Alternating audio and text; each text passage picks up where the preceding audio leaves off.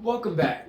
Let's hope the third time's a charm because this is the third time I'm filming this video and I've tried it on my iPad twice and wouldn't let me upload it. So switched it to my phone, trying to avoid having to pull my cameras out and then having to resize the videos. But that's besides the point. Um, Welcome back to another edition of Let's Talk with our Mindset Monday edition, although it is Tuesday. My today's topic, well, this week's topic is going to be on self-love, our mindset around self-love. This is an important topic to me because it's a journey that I've really embarked upon the last 4 or 5 years, and these last 2 years have been really eye-opening in the whole transformation process. So my first off, self-love is the act of liberating from social. Excuse me. Step back. Self-love is the act of liberating yourself from social, family, political, and/or any other system that beliefs that take away or minimize you from being the unique individual that you are. Um, it's valuing yourself for who you are, regardless of what others think. This is a big issue I think that occurs across the board, and it starts in childhood with living up to our parents' expectations. Then you get into school, you start living up to teachers' expectations. You get into extracurriculars. You have coaches, composers, writers for plays, whatever it may be. And you get to being pulled away from these people because these people create a vision of you in their mind and they want you to fulfill that.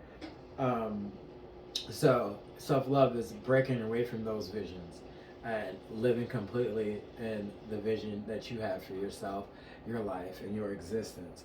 Um, and it's resting when you need rest. A big part of self love is knowing when to shut it down. Our society kind of pushes this, not kind of, it pushes this grind, grind, grind, no days off uh, mentality that is very, very unhealthy and actually not conducive at all with self love. It's more of a self sabotage because it leads to burnout, which I've experienced, and I'm sure many of you have experienced it, especially over these last 2 years with the extra stresses of different mandates and requirements and stipulations for going to places, attending festivals, even as simple as going out to eat here in Chicago. Um, it's taking care of your body. This goes along with how it's not that it breaks away from that kind of grind, grind, grind mode. And on top of that, it's taking care of your body in a way that's physical and mental and emotional. A lot of us neglect our physical health um, based on the amount we work and the stress of work and just being tired after a normal day and our life in America. It's I know for a fact it's not easy. There are definitely days where I'll skip a workout. But I'm also one of those people who, if I skip a workout, I'll double up for the next day. But he's doing those things and learning your body and knowing when to push it, when to rest, what type of workout your body needs. Like sometimes, like I do strength training, I do calisthenics, rock climb, um, and I love doing yoga. So it's a big mix of things, and I also learned that there's days that I can't weight lift. I can't weight lift 7 days in a row. It's my body will be sore beyond belief, and it will make the next week of workout just that much harder. It's like it's learning the recovery. It's monitoring how much you indulge and your vices and things you do to escape reality or just for pleasure, whether it be smoking weed, drinking alcohol. Sex is another common one. Porn is another one that comes up. Uh, Actually, binge watching TV. That's one that a lot of people don't acknowledge, where you're kind of taking yourself out of a normal mind state, just by letting the TV watch you. Um, But it's monitoring these things to where you're not doing them in an excess, and it's allowing you to still thrive in the peak version of yourself, and a version where you're up, happy, moving, and able to receive and give the love that you need. Um, the big thing with that, it's getting out of your own way.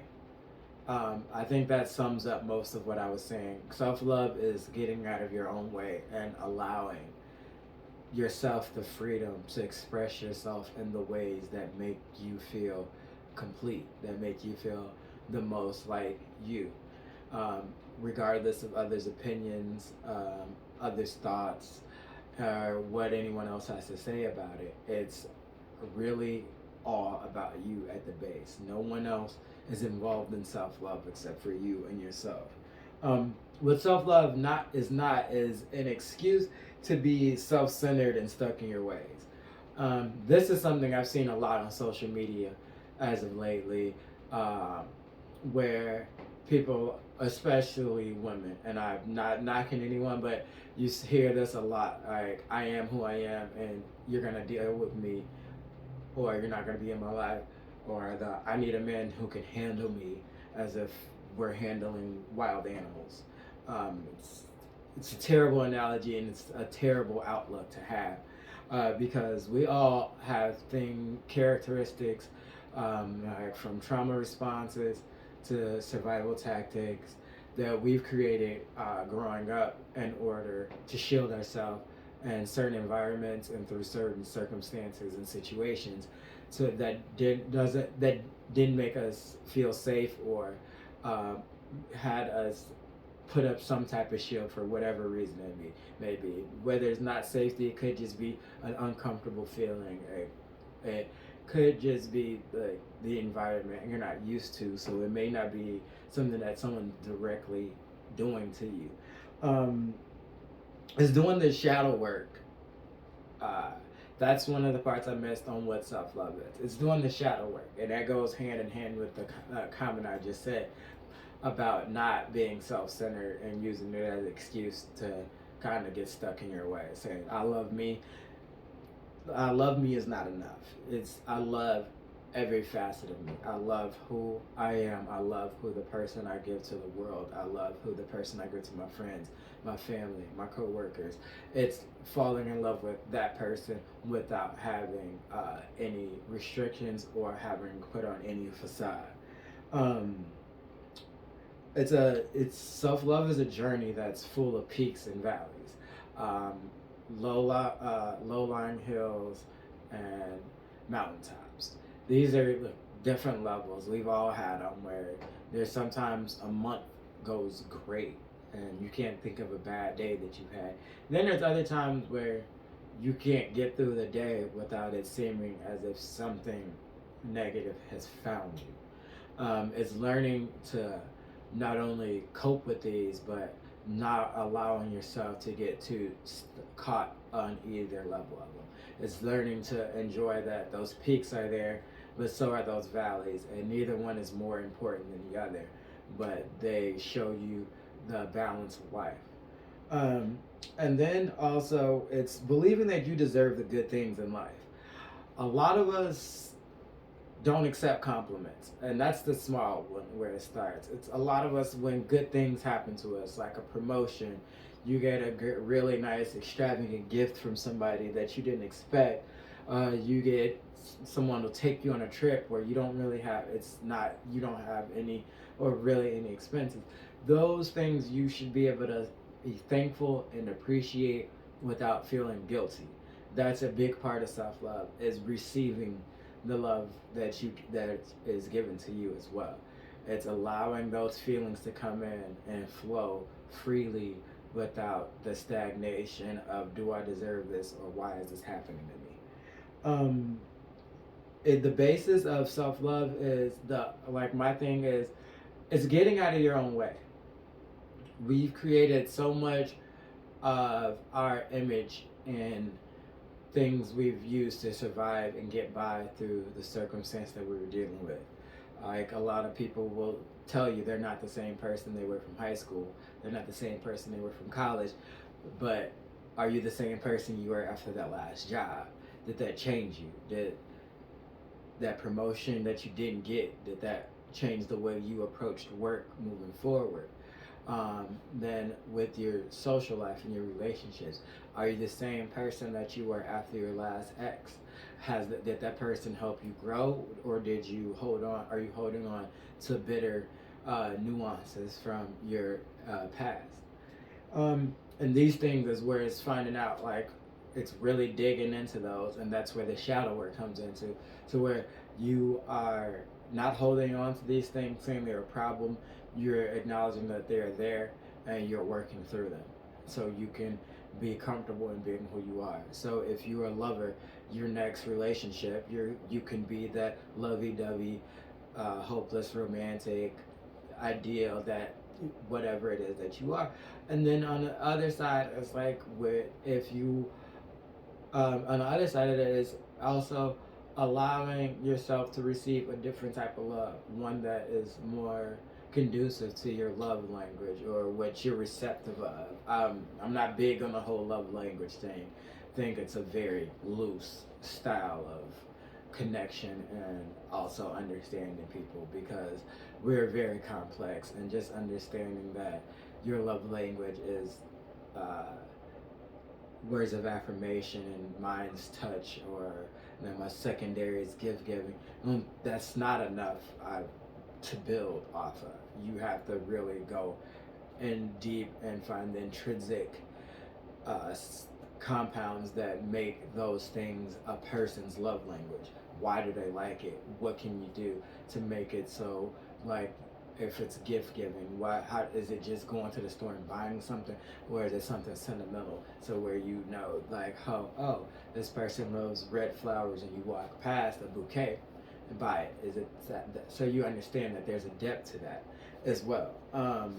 I feel as if at this point, it's become kind of a facade in social media, and I think that's one of the reasons why I wanted to address it, because I hear a lot of people talk about it, and I have a lot of coworkers who will bring up my page and, like, tell me that they're proud of me and things like that, and that they're starting these journeys, or they're doing these journeys. And my thing is, like, are you doing this journey, or are you following pages and reading things? Or are you taking time to journal? Are you taking time to sit alone with yourself to figure out who you are? One of the things that's helped me on my self-love journey was unplugging all my electronics and sitting in a room, and then getting bored. And once you're bored, you figure out where your mind goes through your boredom. And that was one of the things where I realized, like, I wasn't journaling like I want to. I wasn't doing creative writing like I want to. I wasn't expressing myself openly as I would like to.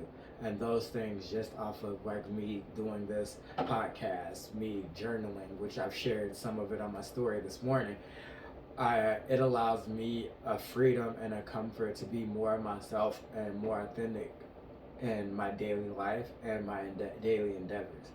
And I think this is something that will be helpful for almost anybody. If you have an issue with always needing stimulation or anything to feel validated, take some time to sit alone and then ask yourself, where does my mind go when it's not obligated to do anything? And what do I like to do? What are the things that I would do with my free time? The other part of self-love that I don't think a lot of people are acknowledging on their journey is it's a daily practice. And I had to learn that I have a morning routine and a night routine one when I get up, and one before I go to sleep. And one of the things I learned with that is that self-love it takes having a routine as well.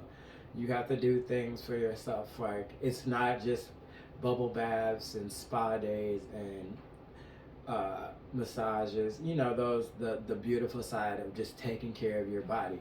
But it's also the inner work of eating right, of questioning and checking your mental state, to taking adequate rest from work, taking adequate rest from indulging in vices, kind of making sure you're still you without everything else that you put into yourself. My thing is the best thing that's worked for me for adding a self-love routine was adding it to my morning routine. So like I said, I like journaling and creative writing. So that's one of the first things I do when I wake up. I wake up, go to the bathroom, drink 12 ounces of water, then I'll brush my teeth, and then I'll get back to doing whatever it was that I was doing beforehand. Um, and then I'll get my day started. And I also have a thing where it's like I keep my phone on do not disturb until 11 or noon.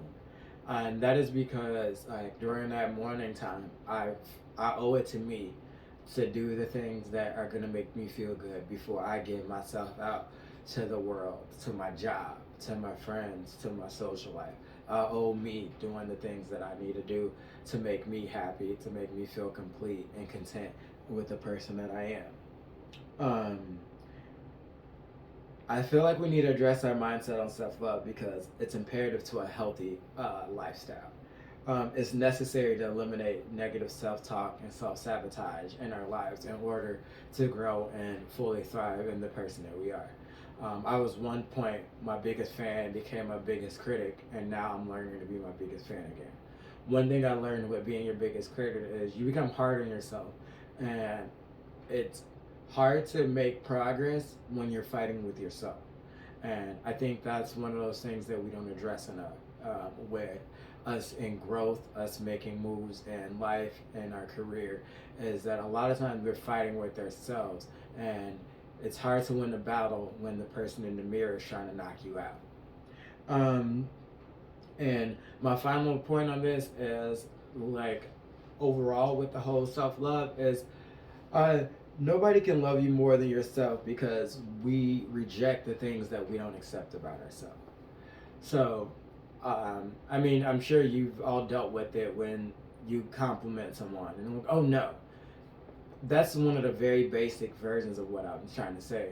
Is until you can learn to accept and love yourself for every aspect of you, you can't accept the love that other people give you in every aspect. So, with that, I'm gonna end the day. I hope everyone stays warm. This temperature's dropped again, and we've been going through this crazy weather. So bundle up, do what's necessary to stay healthy, so no one gets sick during this time. Amongst all that we're dealing with already, I want to send peace, love, and light to everybody, and I wish you a great evening and remainder of your week. Peace.